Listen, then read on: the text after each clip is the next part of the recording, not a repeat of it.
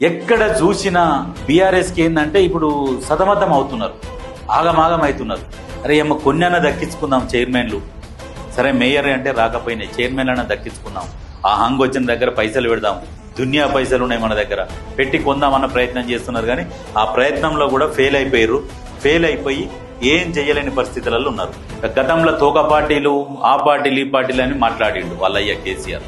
ఇప్పుడు అదే తోక పార్టీకి తోక అవుతామని చెప్పేసి ఎందుకు ముందలు కురుకుతున్నారు? అదే సిపిఐ వాళ్ళు ఇప్పుడు ఆల్రెడీ కాంగ్రెస్ వాళ్ళతో ఒప్పందం కుదుర్చుకున్నారు, 2.5 సంవత్సరాలు పాలిస్తామని చెప్పి సెట్ చేసుకున్నారు.